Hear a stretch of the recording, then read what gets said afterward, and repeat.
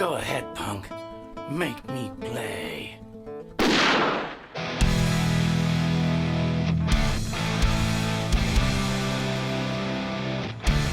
This is Bumping Into That Sound. Welcome to Bumping Into That Sound, the rock-centric music and tone podcast where we dive deep into the riffs, rhythms and stories behind your favourite artists, tracks and instruments. My name is Francis and I'm your host. Whether you're a classic rock enthusiast or just discovering the magic of it for the first time, we've got you covered. Each episode, we explore the story behind the sounds, the people and the equipment. This is a special edition episode as we were asked to take part of the Podcasthon 2025, a massive collection of podcasters from all over the world coming together for a great cause. More than 1,500 podcasts across more than 40 countries take place to release an episode on the same day, all linked to a charity or cause.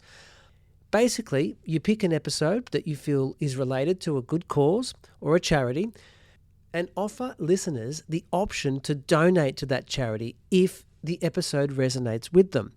For this episode, I have selected Support Act. Support Act is the music industry's charity, delivering crisis relief services to musicians, managers, crew, and music workers across all genres who are unable to work due to ill health, injury, a mental health problem, or some other crisis. So if you're in a position to offer a donation, then there'll be a link to Support Act in the show notes, and all donations will go directly to them. There's no one sitting in the middle that's going to take some of that pie. Now, to the episode. Today, we're shining a spotlight on Melbourne-based indie artist Stefan West. Stefan's been making waves in the indie scene with his heartfelt songwriting and unique sound. But more than just the music, we dive into his personal battles with substance addiction and mental health, and how he manages to keep pushing ahead and improving himself. To be honest, this one is a little different, and I really didn't know where to position it. Regular listeners of the show will know that Bumping Into That Sound is part of the original Bumping Into podcast show. That show is a mixed format, long-form conversation across a broad range of topics. So in some regard, this episode could have lived on that channel fairly well. And there was no right or wrong answer. But ultimately, I decided that Stefan is a musician and the charity I selected is for the music industry. So then this is where this episode belongs. So whether you're here for the music, the stories, or to make a donation, thank you very much for coming along. So let's get straight into my conversation with Stefan West. Hello, Francis. Hey, Stefan, how you going, mate? How's your day been? It's been a funny day. It's been a busy day, but it hasn't felt like a productive one. just not enough hours in the day. I feel you at the moment. I feel exactly the same. Yeah, and you've got the extra daylight because you guys are in daylight savings down there, aren't you? Yeah, I've got to say it's been really nice. At the end of every season, I'm ready for the next one. Yeah. But yeah. God, like the extra daylight, me and my girlfriend looked at each other and just went, oh, it's really nice. It makes sense. It makes sense. Yeah. I forget, I get so used to it because then by the time winter rolls around, man, I love it getting dark. Yeah. And getting dark early because you're like, oh, I love like being locked away in my office and doing all the things in here too. But it's, yeah, it's cool going to the beach and being there at 8:30 at night and it being daylight is all starting to sunset anyway. But yeah, it's still like bright here outside. Yeah, that's incredible. It's 8 o'clock. Yeah. It's crazy. That is amazing. Yeah, that looks like us at sort of 5:36. So, yeah, that's incredible. Yeah, that's so good. I don't know, that the saying about Queensland is 10 years and 1 hour behind the rest of the world, the rest of the country. Yeah, okay. The 10 years I'm happy with because the rest of the world is going crazy. So if we could still be 10 years behind, I'd be stoked. But the 1 hour I want to make up on. Well, it's the 10 years behind, but you hope that you don't stay on the same trajectory and you just skip the craziness. Yeah, that's exactly. You hope that you learn from what's happening at the moment and go, we'll jump straight past that. We'll just divert, stay 10 years behind in just a different direction. Yeah, that'd be perfect. highly unlikely, but Yeah. Yeah. human nature. Yeah, Yep. 100%. Um, so what I like to start with is a little bit of an origin story. Yeah, for Um, sure. so like your origins of growing up, where before we get into the music side, go back to the DNA of what led to that. Yeah, I'd love to do that. Yep. Yeah, cool. So where? Because tell me if I'm wrong. You're a Geelong boy. Yeah, so I'm a Geelong boy. So I grew up in Geelong.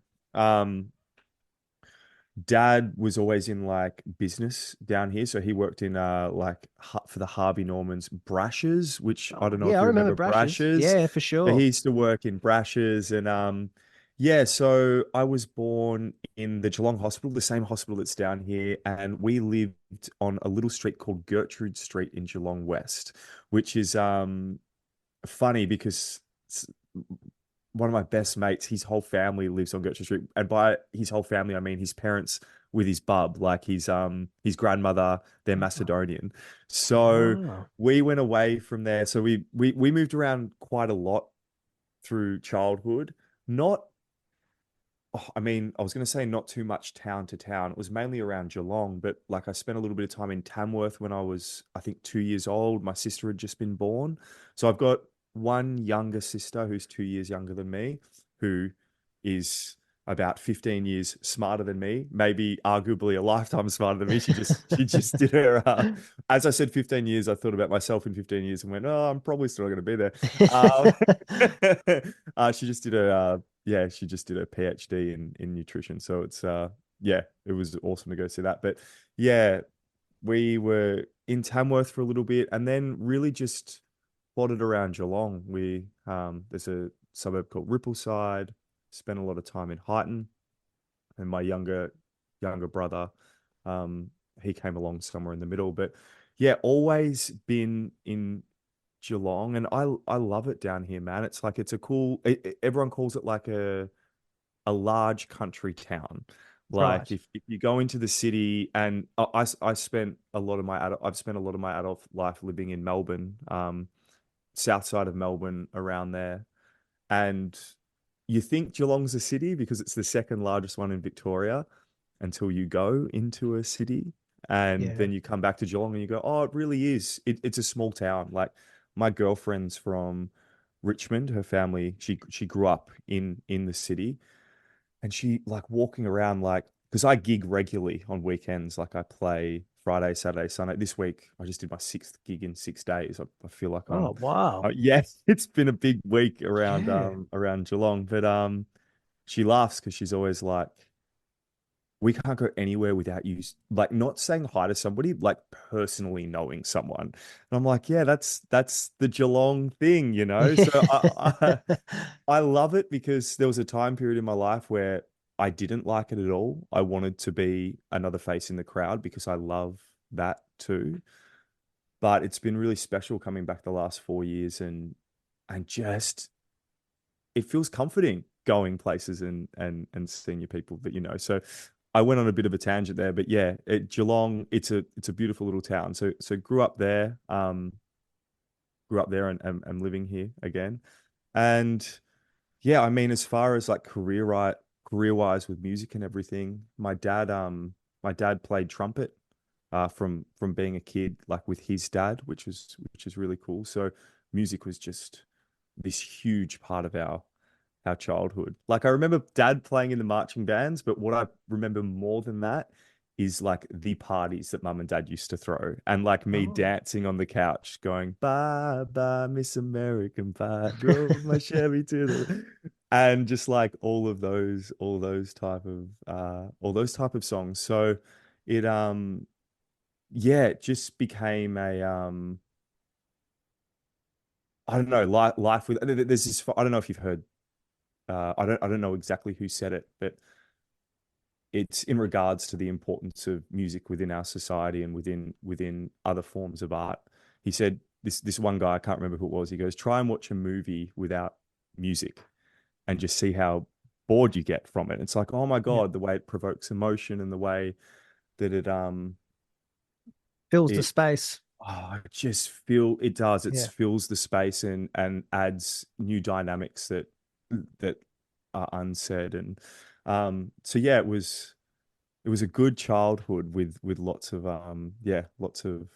lots of parties, lots of music and lots of fun. Yeah. It's good that you had to leave to come, you had that opportunity of leaving, coming back and realizing that that's what you wanted. A lot of people Mm, don't get that opportunity. That they'll often look back in 30 years and go, geez, I wish I had realized then. But you've actually come back and found that feeling that you mm, possibly could have missed out on for the next 20 years and only wondered if or what.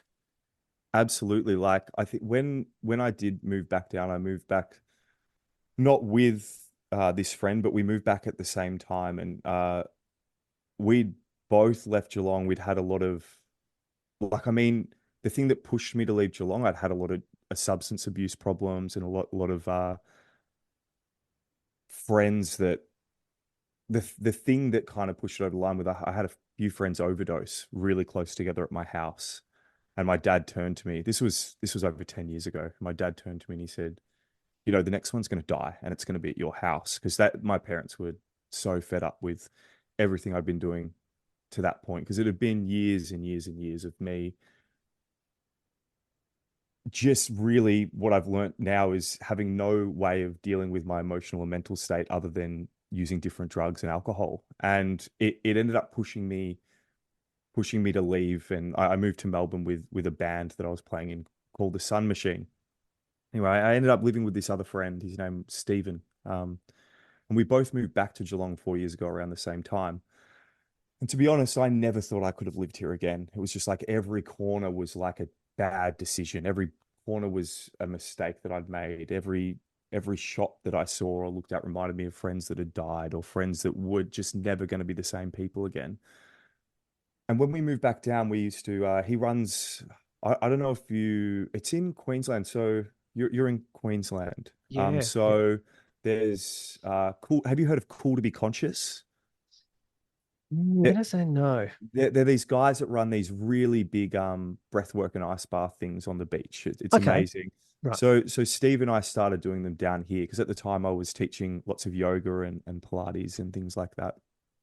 And we were having these chats on the beach every morning. It was the middle of winter down here. We were doing breathwork on the beach. Just we didn't know it at the time, but it was just a really good opportunity for us to express to somebody else how we were feeling about being down here, because we both come down here with the intention of rewriting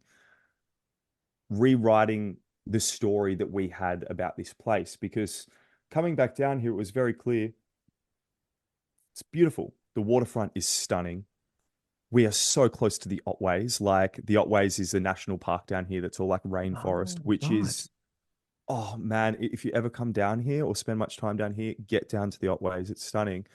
And we really wanted to rewrite what it meant for us to live in Geelong, because you look and you're like, it's beautiful, but I felt like I had all of these, I don't know if they were regrets, but all these attachments to past situations that had very sour tastes and very sour Yeah. feelings attached to them. And to be honest, I never thought I would love it as much as what I do now. So it took a few years of, and like a lot of, have a kinesiologist that I see all the time that I've seen for the last 8 years, who I talk to a lot. Sometimes I'm like, Stacey, do I just need to harden up and like stop like calling Yeah. you for help?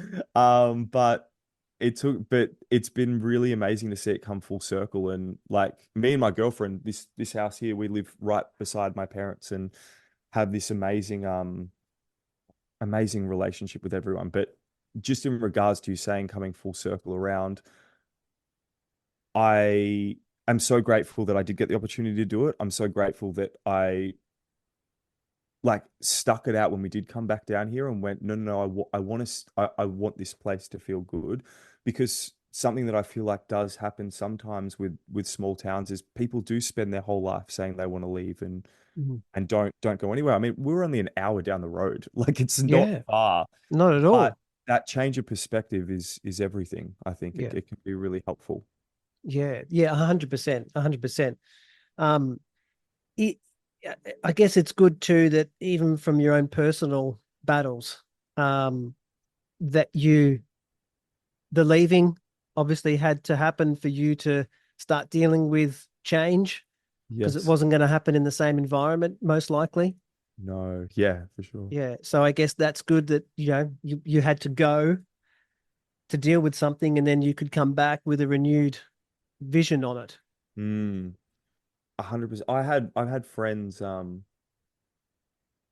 had friends recently say to me that are just trying to their life's good, like it's not falling apart, but they're just trying to clean up habits that they otherwise don't want in there. And I've said ever since that year, I'm like, you've just got to leave. I think in a lot of Yeah. cases, like you need to separate, and I don't think you need to leave town, but you need space from if you want to change something, especially if it's, I think, especially if it's to do with substances.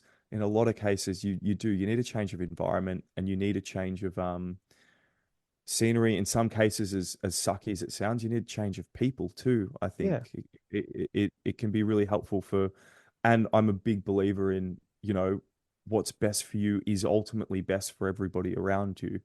It's I don't think that means you leave everybody in your life high and dry or you ignore people that you love, but if there's changes you have to make, do it because ultimately if you're doing it for yourself, I think you're doing it for everybody else too. Yeah. The greater benefit. Yeah. Yeah, 100%. I think Yeah. so.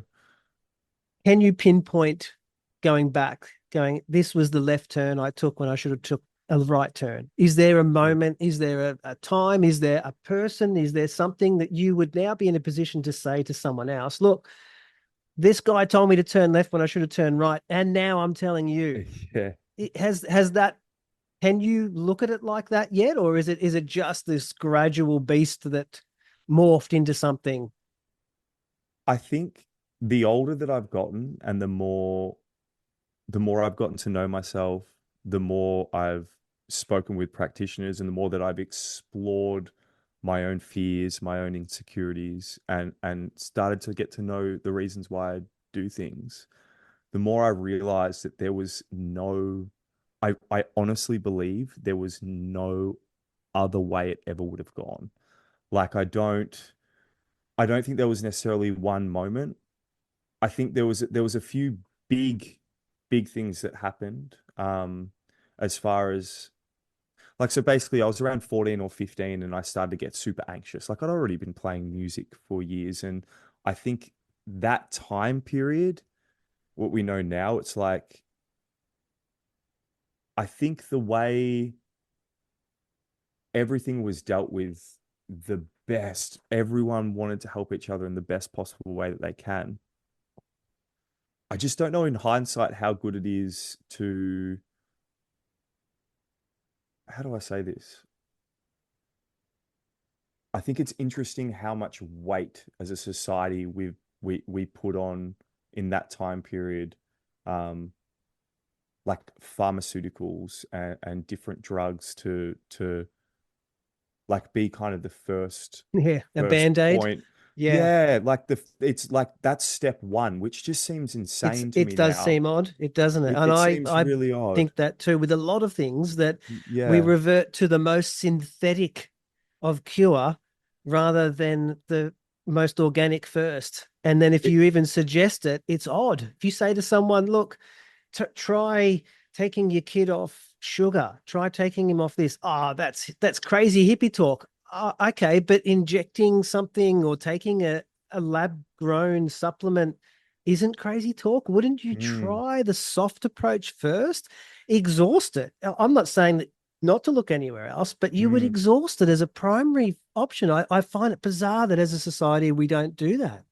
It's really crazy because like one of the things that I've had trouble talking about as I've learned more about myself is like when somebody says, I think just the whole idea around mental health is like really warped. It's like, well, if I know this probably gets beaten to a dead horse I don't know the right expression. I thought I just said it, but I didn't.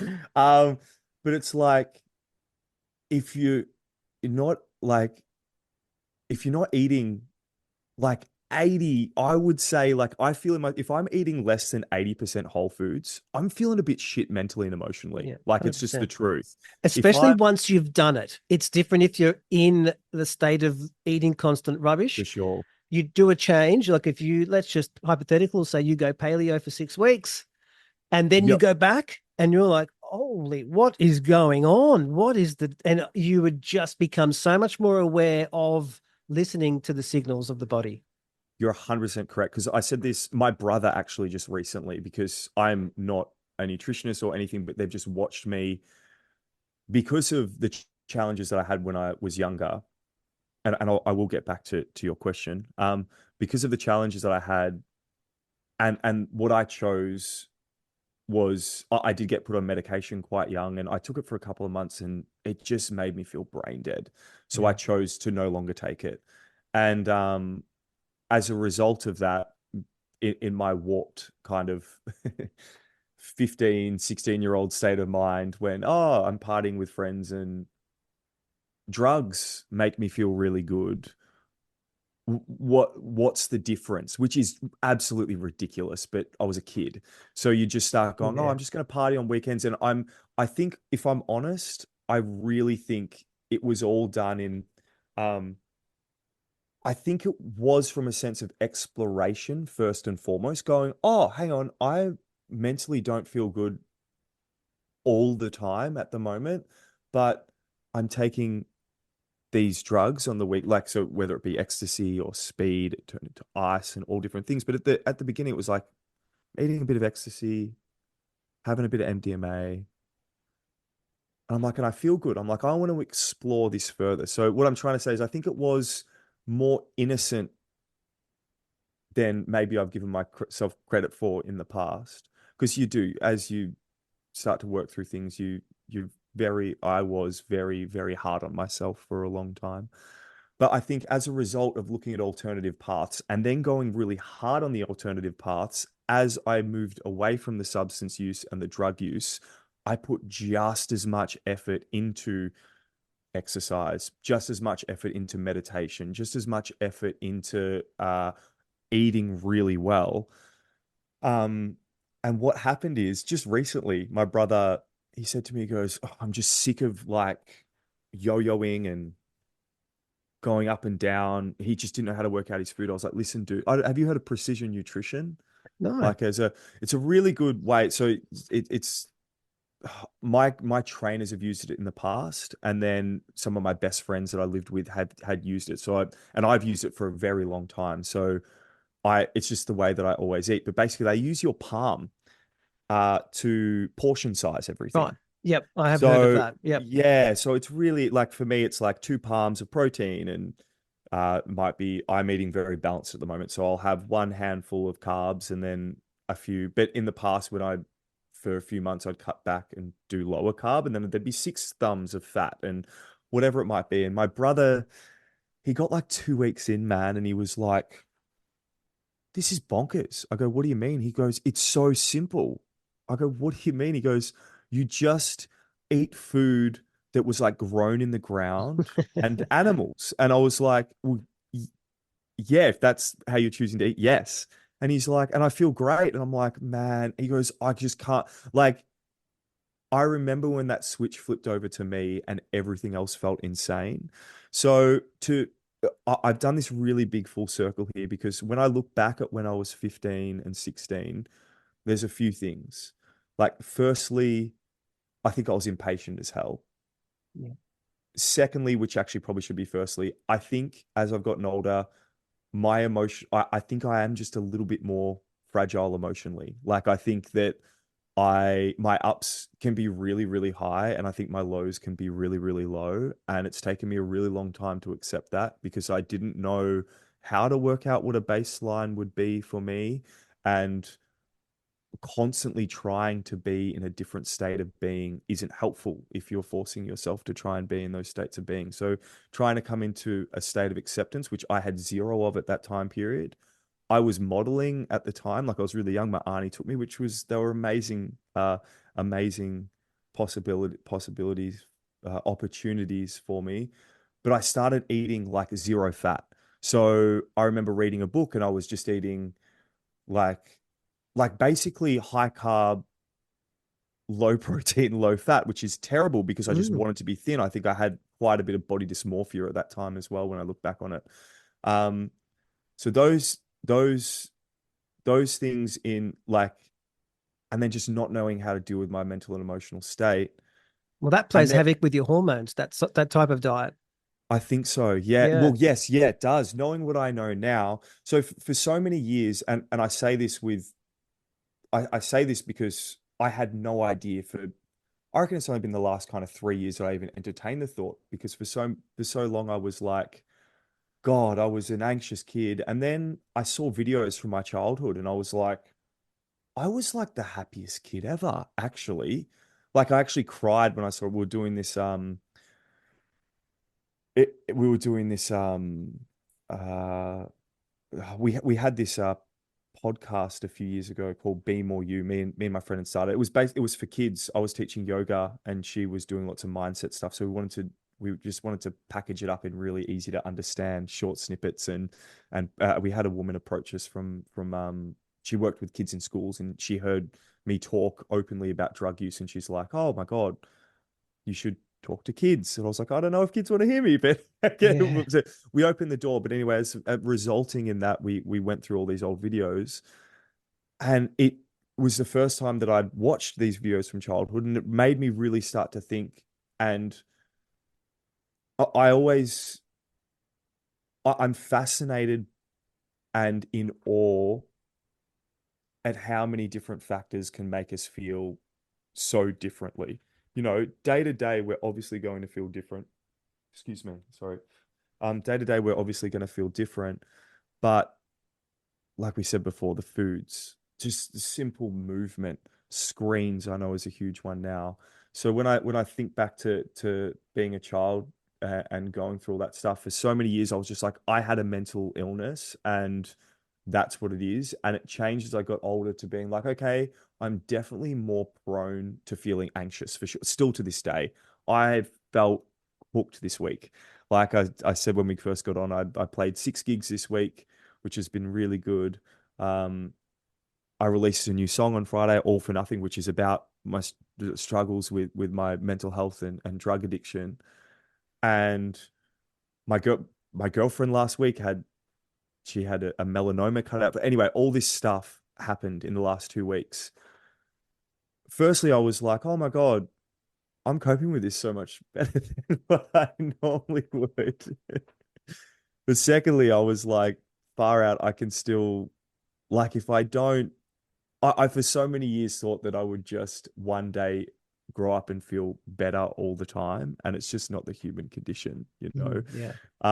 So just learning to deal with those ups and downs. So basically, no, there was no one moment. I think it was a string of small decisions that really were quite innocent at the time with the best information that I had at the time.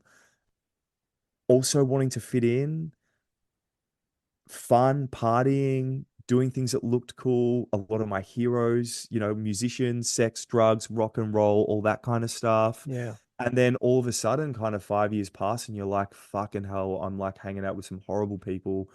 I can't put this crack pipe down. I'm Jesus. blowing everything on this. Do you know what I mean? Like Yeah. it ends up being, and I didn't realize how bad it was until I moved to Melbourne, and then I'd be in a new group of friends, and we're all chatting to one another, and they go, and they're telling funny stories, and then I tell a funny stories, and they're like, "That's not funny," Yeah. like yeah, because your environments are so different to one another. But yeah, I think it baffled me the further along that I went, the wider the scope of possibility went. And then in turn, and what I mean by the wider scope of possibility, it means like you'd try an extra drug here, you'd do an extra drug a different way here, you'd mix these things together, you'd stay awake for 2 days and you'd stay awake for 3 days. And you're like, oh, actually, I Jeez. could probably do it for 4 days now. Do you know what I mean? Oh, And then the wider it gets, then that possibility always exists. So it's not like you might go down and up a little bit and you're like, oh, it's not that bad. I only do it this many times, or I only stayed awake for one night this time. That's so much better. Yeah, you can always find a way to justify. Massively, Yeah. massively always find a way to justify. I know I went on a bunch of different tangents then, but Yeah, no. that, yeah, there wasn't one thing that led to anything in particular. I think it's just, and I saw it with my mates too. You know, you do one thing together, that was fun. Let's do another thing. You do this, you do that. Then all of a sudden, it's not funny and it's not fun anymore. And people Yeah. are in serious health problems. I mean, my best friend committed suicide 7 years ago because he just couldn't stop smoking meth and he could not stop taking other drugs. And I won't say his name, so it's fine, but he kept going into a drug-induced psychosis. And I mean, this was only 5 years ago. Kept going into a drug-induced psychosis. Got a court order for those psychosis medications, and he just had no other way out.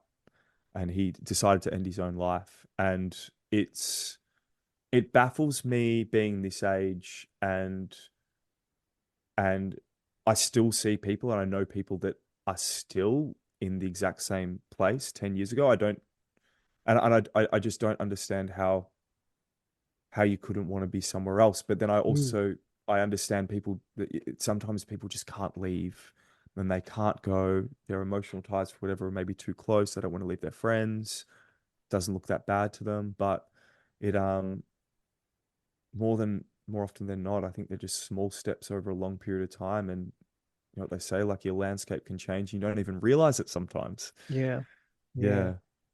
Yeah, Yeah, it's unfortunate. There's a lot of sad stories like there that, is. Yeah. and it's I mean, I don't know, but it doesn't seem like as a whole, as a community, as a whole, that we're improving on it.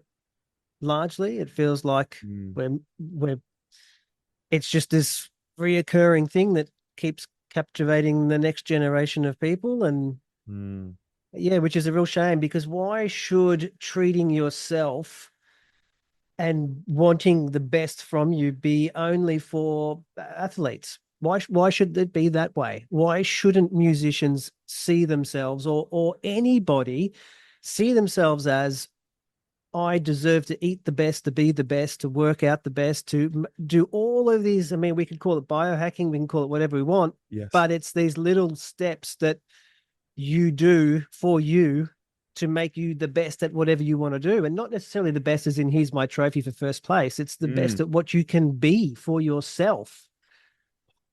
Like I don't, because what is it like?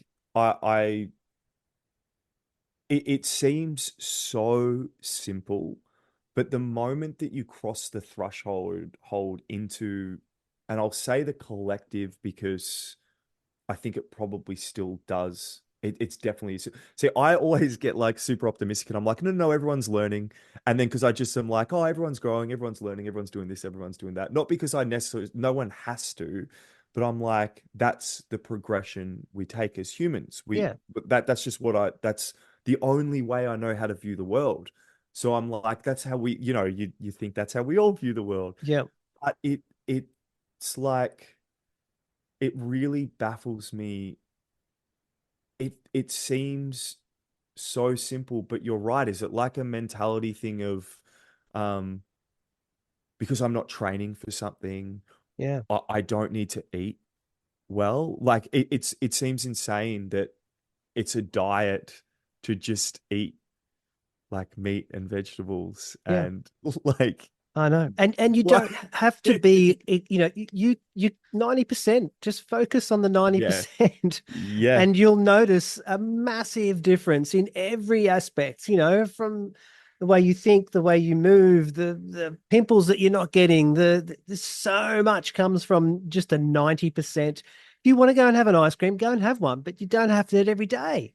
Yes, absolutely. I Yeah. couldn't agree with you more. It's everyone's idea of balance is so, and I know balance is something that I can be a little bit too rigid sometimes when I want when if my life feels a little bit out of control, or I'm nervous by a bunch of things that are occurring, like say coming on to have a conversation with somebody, um, or releasing a new song that's really vulnerable or something. I can feel really nervous and get really rigid, and then that 90% for me, like it was really funny. A few years ago, I did this a really strict elimination diet because I really wanted to learn the foods that did and didn't work well in my body.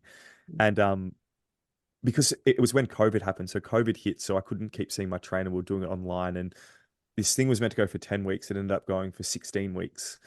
And my trainer goes, all right, so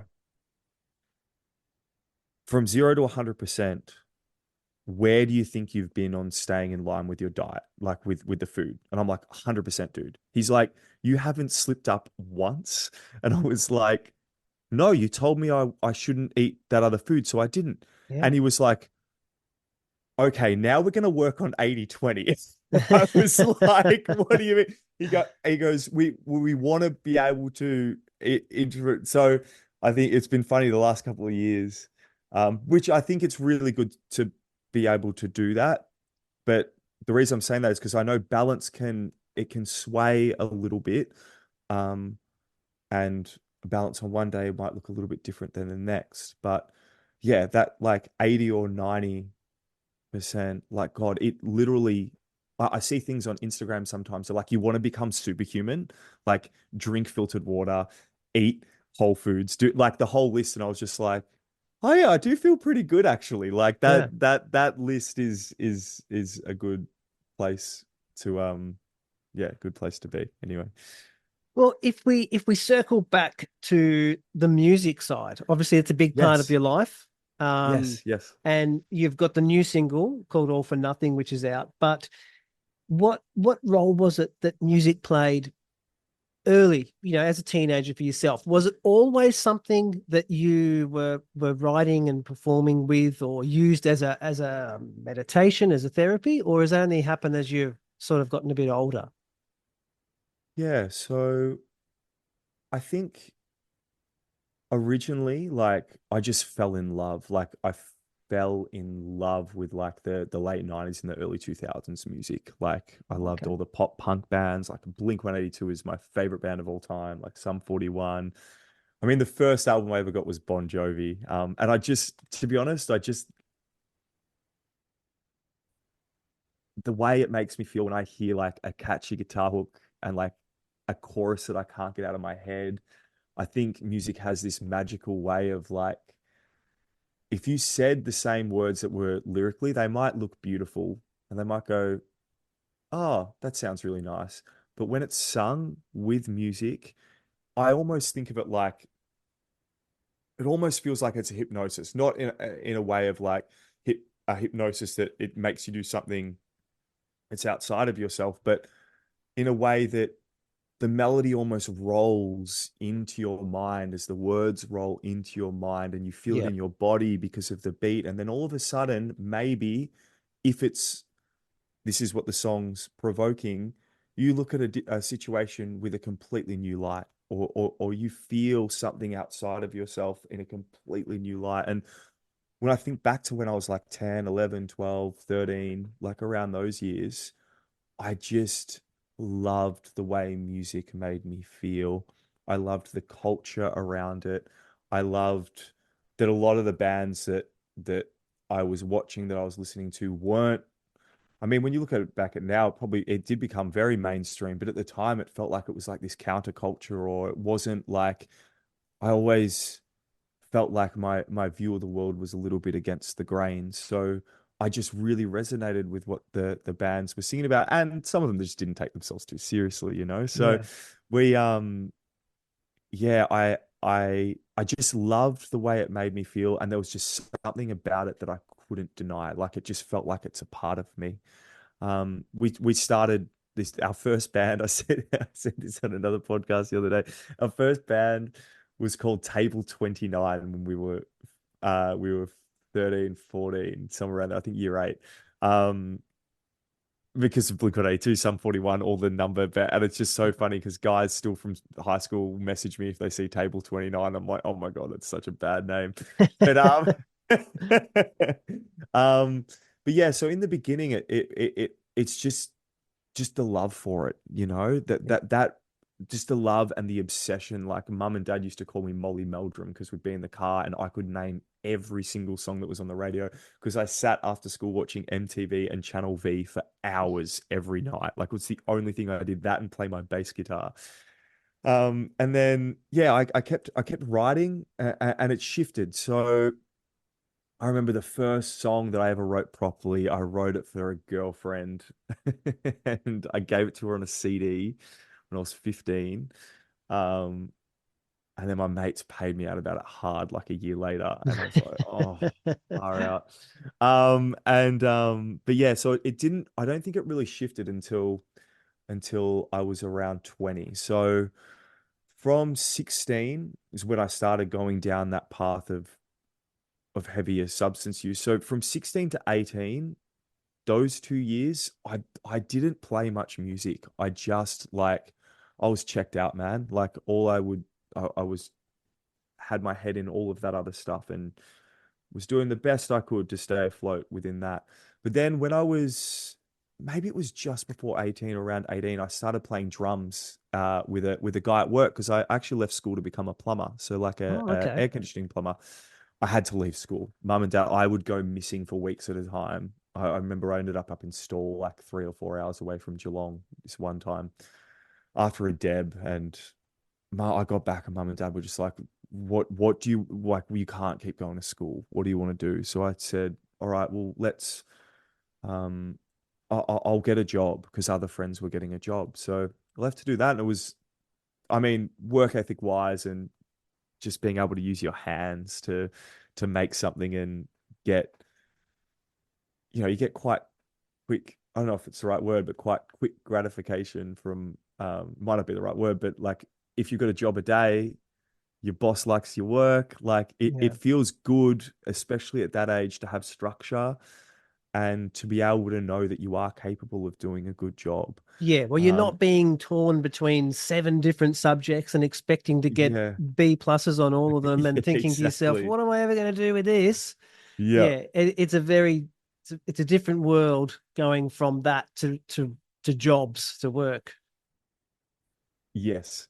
Yeah, it is. It really, and it was like, I mean, it didn't, as far as the substance use and stuff like that, I still kept doing it, but I would hate to think of what I would have done if I didn't have that central point of direction for myself.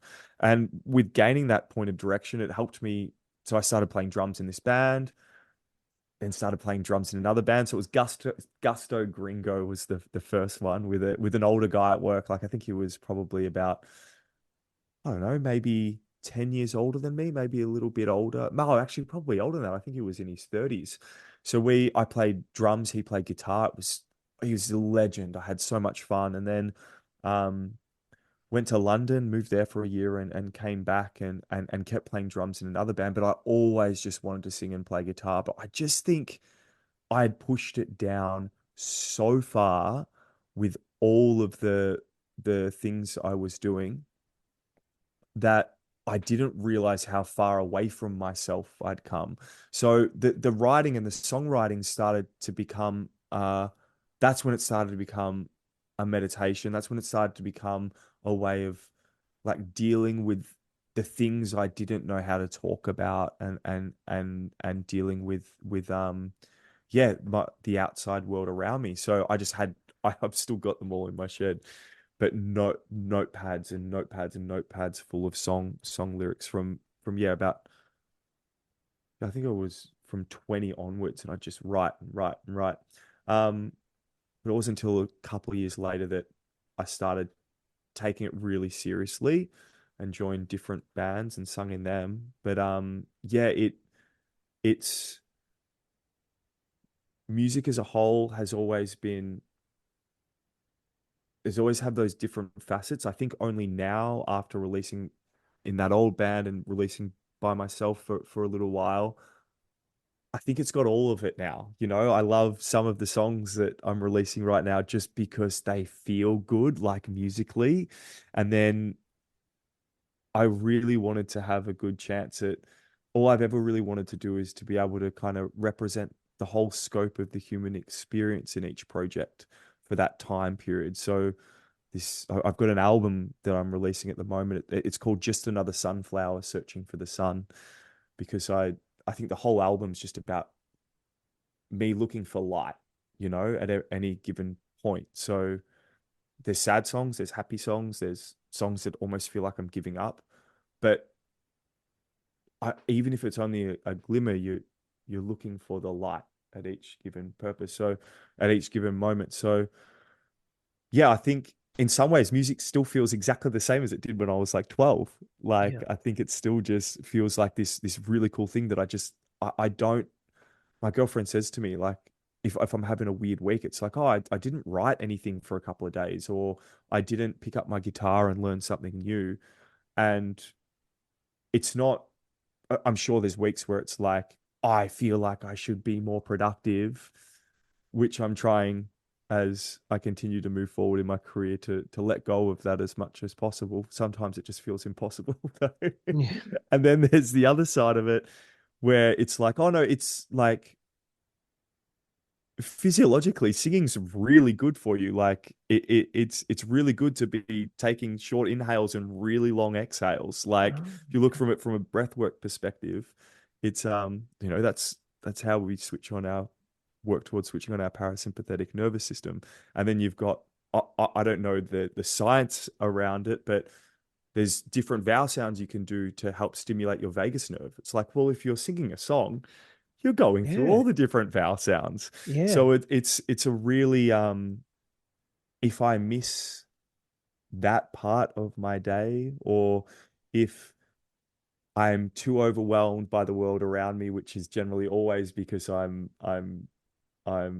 being impatient, or I'm letting something get in my way that doesn't even matter, and I don't have the chance to sing or do my vocal warm-ups or my exercises, there's a very real physical aspect to it where it's like, oh, I actually didn't get to be in that state of being today, which is very beneficial for me. So it's been interesting getting older and learning things from the wellness industry, because I mean, I still teach yoga on Monday nights. I teach yin yoga once a week, which I love. I didn't teach for 18 months because I was gigging so much, but it's been really interesting seeing the last kind of 6 years. I think I started teaching, yeah, 2018. So the last 6 years of being within that industry, and it's like those type of practices, obviously, they directly impact your life, because otherwise we wouldn't be doing them. Yeah.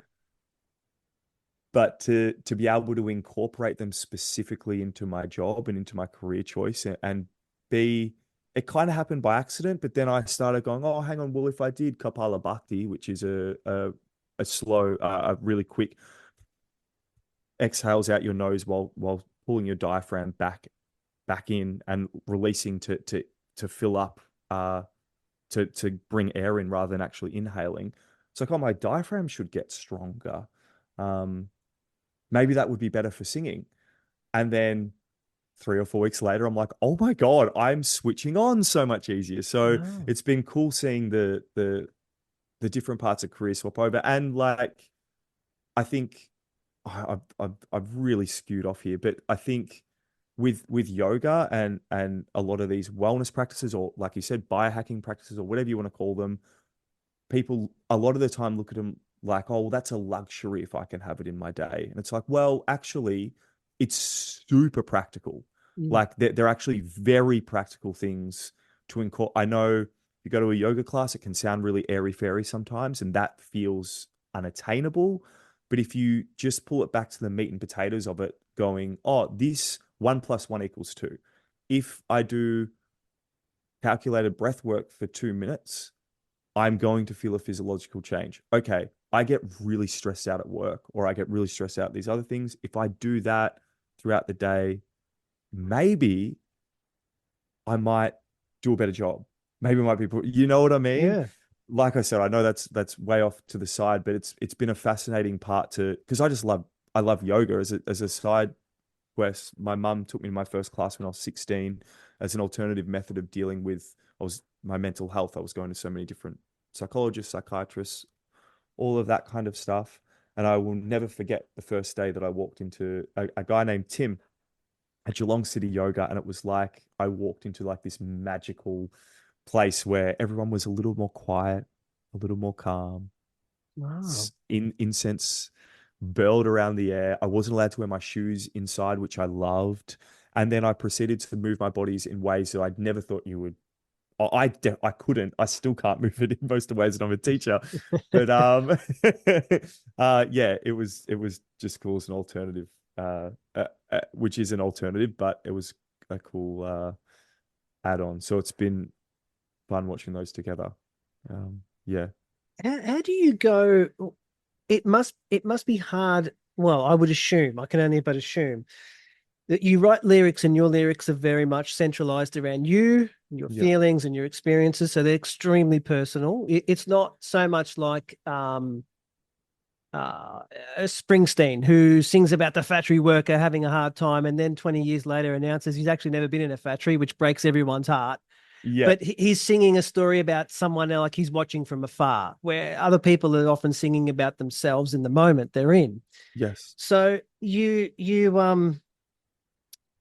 is that a trick to, or is it a weird feeling exposing so much inner detail, articulate detail, and having it just go out into the universe? I mean, most people would feel very uncomfortable Yeah. having that exposed about them. Is that ever resonated as being awkward to you, or just naturally felt good to have to say what you have to say and have it out? No, it's terrifying. Like, and to be honest, sometimes I'm like I envy people like Springsteen that write songs about things that haven't happened because I'm like, to be honest with you, and I don't want to sound negative, but sometimes I'm like, who the hell wants to hear this? Do you know what I mean? Yeah. Like, I get moments where I'm like, I think this is the best thing ever, and then I get other moments where I'm just like, is this just some weird like self-indulgent thing that I'm doing? Like, I Yep. don't know. The only thing that I know that's true is it feels really correct when I'm writing them.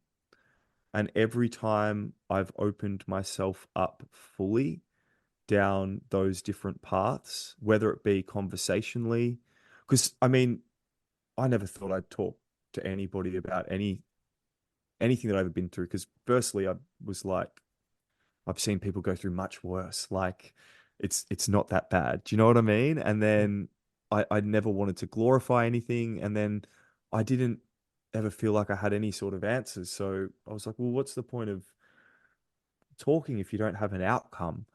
But what I learned was just by talking, I felt better. I think I took my power back on those situations and those things. And then it seemed only because people said it, I've had interactions where people have said it almost gave them that same thing. They Right. didn't Yep. feel as alone or they didn't feel as silly for having gone through something similar. They were like, Yep. oh my God, I can relate. So I think like musically, I don't, if I'm honest, I don't really know how to write any other way. Like I've got to experience it to write about it truthfully. Maybe that will change as I get older because I see other artists write about things that have never happened. I see other artists, and I'm always like, far out, that's sick. I try and do the same thing, but it just never ends up as good for me. So then I just kind of figure, well, I'll just keep leaning into what feels good, as terrifying as it is, because like this Yeah. song that's just come out, All for Nothing. Um, Well, I was going to ask you about the meaning behind this one. yeah. Oh, well, so this one specifically was, yeah, I wrote it like coming on nearly 5 years ago now. It's taken Oh, a long wow. time to put it out. Yeah, I mean, COVID stopped everything, and then the recording process has been the last 2.5 years. So I took about a year off in the middle of COVID from music and just taught yoga full time because my old band was, uh, it was a very, very crazy 4-person relationship. Not like literally, but I just mean like being in a band. It was quite intense. So I didn't know, but I needed a little bit of space. And yeah, it's been funny releasing this one because in some ways there's been moments where I've felt like I've learnt everything and I've got it all figured out. And then there's other times where I'm just like, oh my God, this song's never felt more relatable to myself. I didn't think I'd still be feeling this way 5 years later. So what I wrote it about was it had been years since I'd taken any hard drugs. It had all I just smoked a bit of weed, drank a bit of alcohol. Was never really a thing for me. I don't really care for it that much. Just never really liked the way it made me feel. Um, but yeah, smoked a little bit of weed, drank a bit of alcohol. Nothing crazy. Smoked cigarettes occasionally. And at this time period, I was like, I can't remember exactly what the catalyst was, but I had decided, probably because I was feeling really overwhelmed and I assume still feeling just that feeling of anxiousness. I was like, all right, I'm going to sober up completely. Nothing. It's been a long time, but I'm just going to take a couple of months off. And I had this idea in my head that it was the drugs that was making me feel bad. So I was like, well, 1 + 1 = 2, right? If the drugs are gone, I'm going to feel good. But obviously, if you've done nothing to deal with your emotional and mental health, you're going to feel a hell of a lot worse. Yeah. So I stopped and I just remember being a wreck. Like and I mean, my life was good, man. I was living the girlfriend at the time. She was the best girlfriend I'd ever had. Up until that point, I had a good job. Like, I mean, I was teaching Pilates like full time. I was writing music constantly. I was getting ready to record solo for the first time ever. Life was pretty damn good. Had our own apartment together. And yeah, I remember just going, it led me to believe, like what we were saying earlier, it's like all these different factors come into life. It led me to think, sometimes I think I look at those things a little bit too logical, but I was just like, well, far out, maybe I was wrong about everything. That's the only thing I haven't considered yet. I've been so like I've been like a bull in a china shop for the last 15 years, doing everything I can to work out every part of my mental health and emotional health, being drug use, being excess, being all these different things, drug use being the longest standing one, but like doing all these different things. I was like, maybe I'm wrong. Like maybe I'm completely wrong. Maybe I did need anti-anxiety medication. Maybe I did need the SSRIs or whatever the hell they're called. I don't really know the right name for them. Maybe I needed to be medicated and maybe I just needed to keep doing, like, what if that's what maybe that was the answer. So I felt down and out. So I wrote this song about trying everything. And I mean, the conclusion of the song is like, it's at the end of the bridge. I'm like, no, I don't believe that. I don't believe, because for me, the whole medicating thing kind of insinuates that you're not perfect the way you are. It kind of insinuates that you need something forever to make yourself normal. And I know there's exceptions to that. I've seen people in psychosis.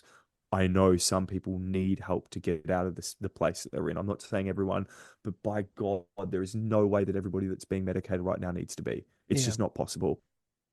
Yep. It's just too much. It could not, there's no way I know that it can't be right. So that's what I wrote the song about. So it's just like a down and out. Like I don't want to believe this was all for nothing. Like I don't want to believe it, but right now it's the only thing that makes sense to me. I think I screwed this whole thing up.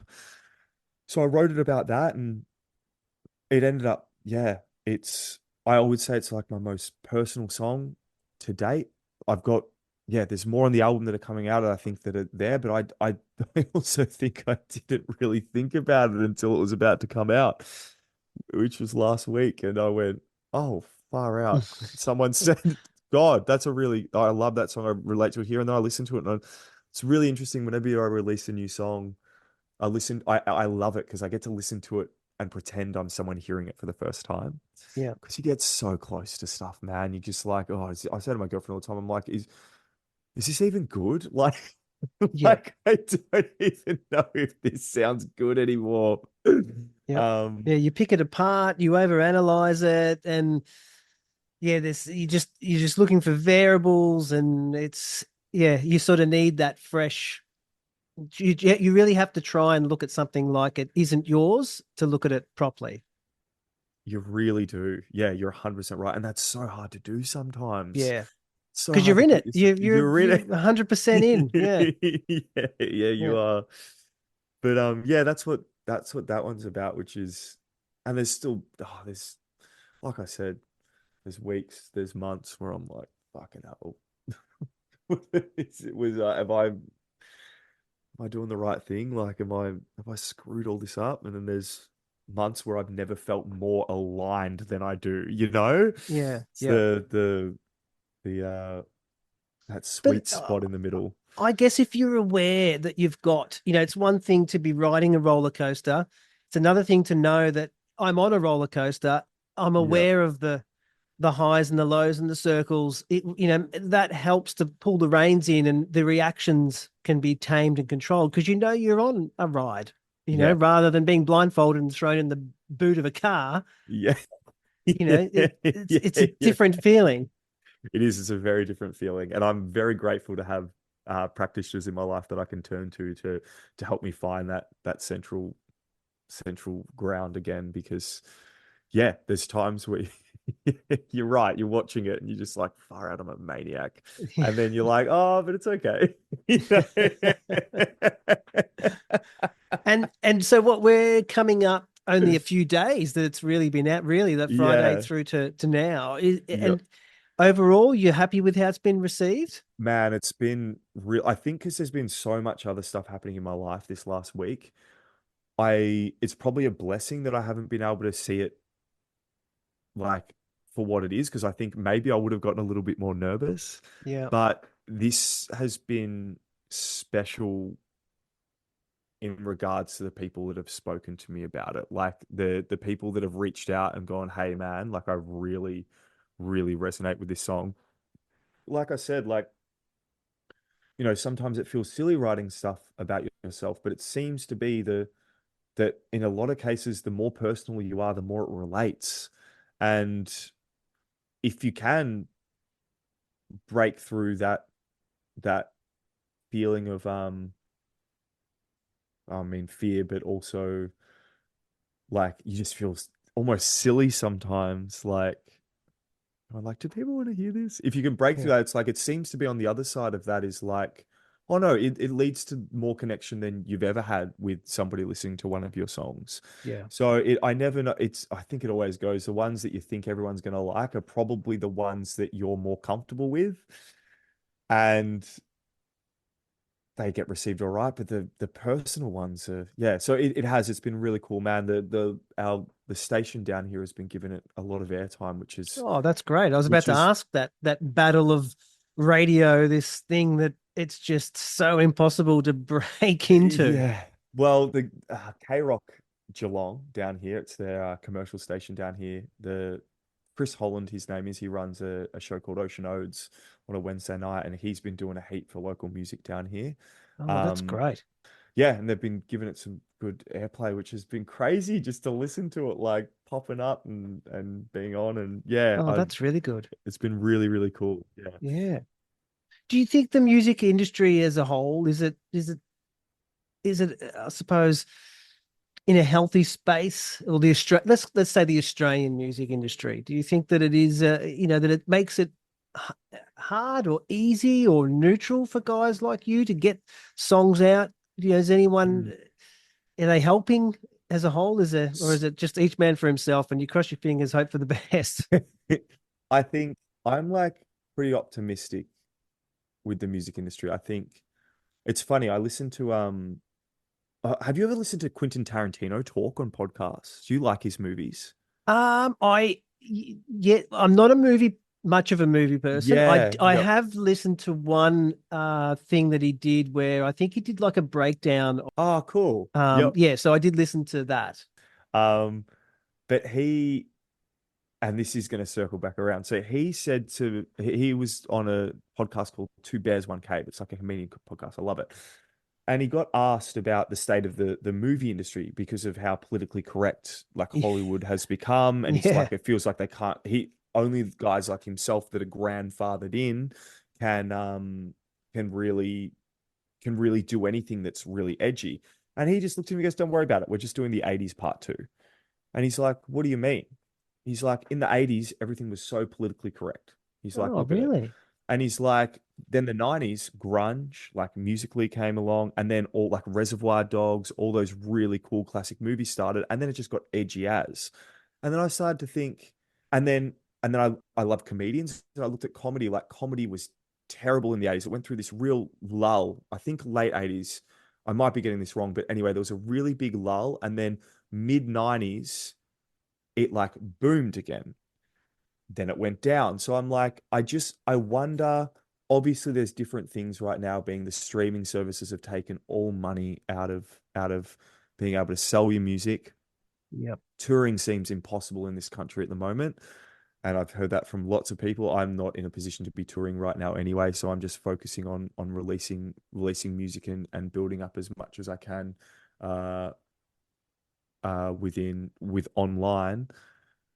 But I like to think, and maybe I'm wrong and it doesn't do this at all, but I like to think we're just in part of a really big cycle culturally, because the internet has definitely taken away the value of music. Yeah. People do not value it the way they did even like 8 years ago. I don't think it's just there is so much of it online now, which it's never been easy to put your music out. But because there isn't any sort of gatekeepers, which is amazing, because I wouldn't be putting it out so easily if there was.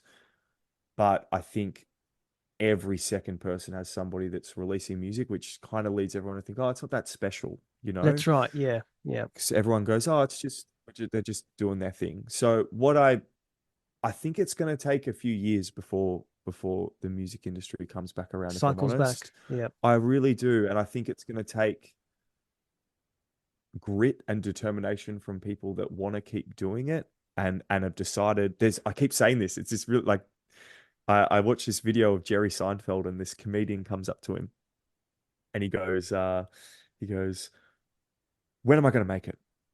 And Jerry Seinfeld goes, what do you mean? What do you mean make it? What does that even mean? Like he goes, when am I going to make it? I've been putting everything into it for like the last 6 years. I can't remember the exact amount, but I think it was that. And he goes, what would you be doing anyway?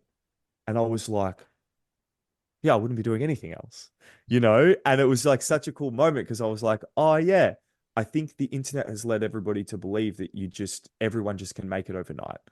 Yeah. But I think the truth is the people that have blown up on the internet really quickly have been working their asses off for the last 15 years, as everybody else in the history of becoming successful has been doing.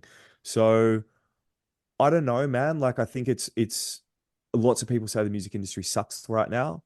I refuse to be that pessimistic because I love what I do so much and I just want to reach as many people as I can and explore as many different things musically as I can. And I also think there's a perspective that lies that, hey, you can play gigs every week at local pubs. I know it's not the same as some people say it's not the same as playing your own gigs, but if you do a mix of it, you can have a very, very successful career within the music industry regardless. So Yeah. it's Yep. going to be interesting to see if it comes back around. As far as like, oh man, I don't even know. There's so many different aspects. Like there's the ticketing, like Live Nation and things like that, and the way I won't even get into that because there's so many different facets to it. But I think there's a lot that probably needs to change. And rather, maybe it's not changed, but there's probably new models that need to be made in order to make music sustainable long term for everyone. Because, yeah, it's, they say about all the record deals that went sour in the like 80s or the 90s or 70s, like they made no money because the record labels took everything. It's like, well, it's still happening now with the streaming giants. And Yeah. then as a result, the record labels are doing these things called 360 deals where they take a percentage of the artist's merch and they take a percentage of everything. And it's like, hang on, but so then What's left? what's left, Yep. So I don't know. I also know artists like that just do it completely independently and have amazing careers. The single, say, that you've just done, or the music you're doing, are you getting session musicians to come in and help? Is that how you're getting all the other instruments together? Yeah, so Aaron Shembry, so his voice is on this track. He's playing piano on this track.